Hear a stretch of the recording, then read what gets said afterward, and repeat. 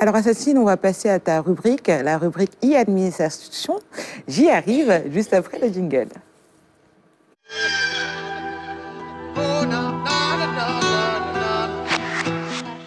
Assassine, arrête de taquiner un peu les femmes sur le plateau. Tu vois, c'est ce que je disais ce matin. Alors, tu attends qu'on fasse passer le jingle que tu puisses voilà, me taquiner. Tu n'as pas retrouvé le mot que tu cherchais tout à l'heure. Les téléspectateurs ne m'ont entendu rien dire. Mais nous si, et moi si, décidément. Alors, on va passer à ta chronique, Assassine, et tu en parlais tout à l'heure. Alors, ce matin, tu nous parles tout simplement des priorités et des défis de la transformation du numérique des services gouvernementaux au Sénégal, qui était entre autres thématique du menu de l'atelier GovStack.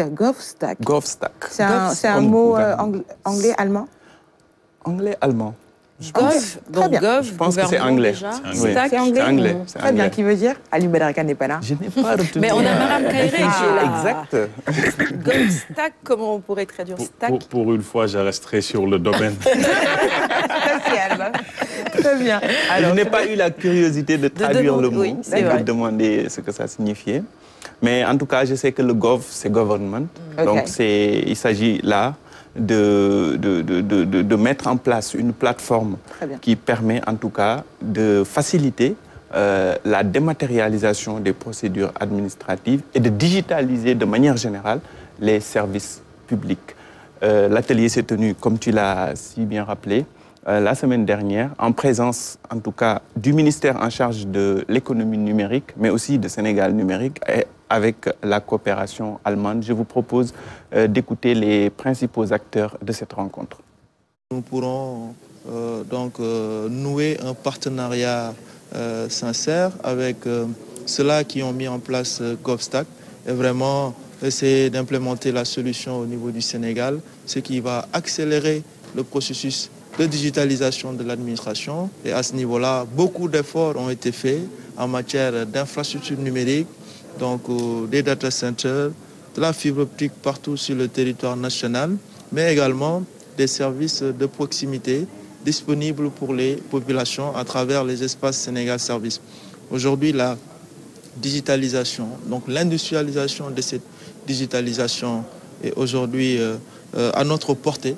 Et grâce à cet atelier, nous comptons vraiment avoir des résultats probants dans les semaines à venir, dans les mois à venir, dans les années à venir, pour vraiment que l'ensemble des secteurs du secteur public soit digitalisé. C'est clair, la digitalisation et la numérisation des services, c'est une tâche transversale, non seulement pour le Sénégal, mais aussi pour l'Allemagne. C'est pour cette raison que la numérisation est aussi une tâche transversale dans notre engagement. Le GovStack, c'est une boîte à outils qui va être utilisée par nous, mais aussi par le secteur privé pour dématérialiser les presque 800 procédures administratives. Toutes ces données-là que nous avons, on les a de façon éparpillée au niveau de l'administration. Avec GovStack, on aura une plateforme, une seule plateforme unique, à l'image de ce que déjà fait Sénégal Numérique avec la plateforme Sénégal Service, mais également de s'assurer du partage d'informations, du partage des données dans des règles bien définies et des normes. Ce qui ne suffit pas seulement que toutes les structures administratives dématérialisent des procédures, mais il faudrait qu'ils le dématérialisent dans un format qui pourrait permettre à être réutilisé par ailleurs.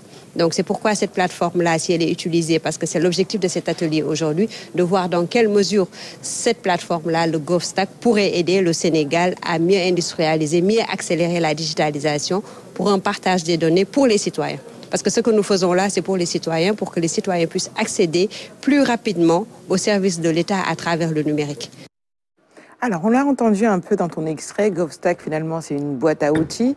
On a pu faire un peu de recherche, n'est-ce pas, Sarah? Google, ça aide beaucoup. On a découvert que ça veut dire tout simplement regrouper, parce que je ne veux pas faire du mot pour mot, mais regrouper. Donc, finalement, peut-être, c'est des services, c'est ça qui assembler tous les outils qui permettent d'aller très rapidement dans la digitalisation de l'administration, du secteur public, et notamment de ces procédures.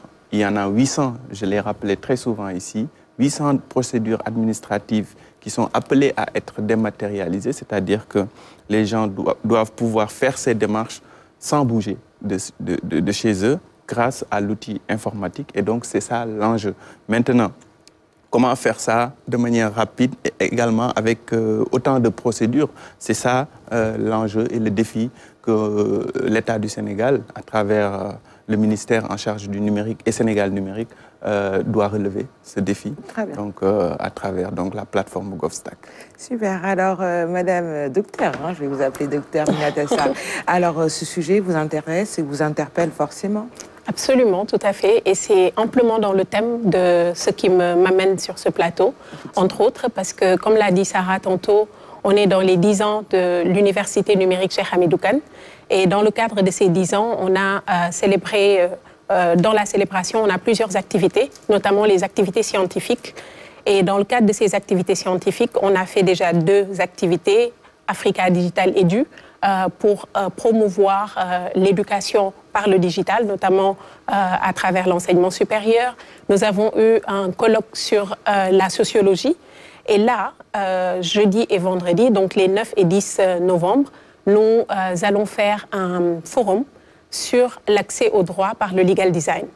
Et ce dont vous parliez tout à l'heure, à savoir ce que vous nous avez présenté, GovStack, c'est exactement pour permettre aux citoyens d'accéder davantage aux services par le numérique. Donc, c'est pour ça que je disais qu'on est vraiment dans le thème. Très bien. Alors, M. Maram Kairé, réaction autour du sujet de Hassan Sine? Écoutez, se féliciter de toutes ces initiatives, ça rentre dans le cadre du plan Sénégal numérique. Je pense qu'il y a beaucoup de choses aujourd'hui qui sont entamées pour digitaliser les services. Déjà, l'occupation au niveau national du territoire, donc avec les e-services qui sont un peu mis en place grâce à Sénégal numérique. Et aujourd'hui, quand il y a des plateformes qui permettent de pouvoir faciliter l'accès aux procédures et aux services, on ne peut que s'en féliciter. C'est une démarche qui est tout à fait normale et qui est très soutenue aujourd'hui. Le rythme est très soutenu et je pense qu'il faut continuer dans cette direction parce que c'est l'avenir. On a besoin d'avoir des services qui sont accessibles et la seule façon de le faire, c'est de les digitaliser. Donc, on ne peut qu'encourager et féliciter.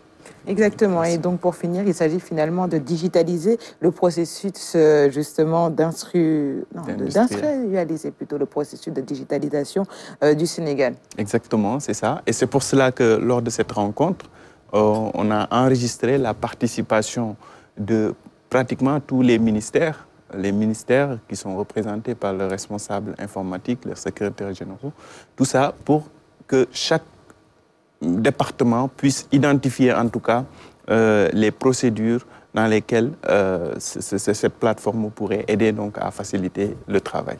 Merci beaucoup Hassan Sine.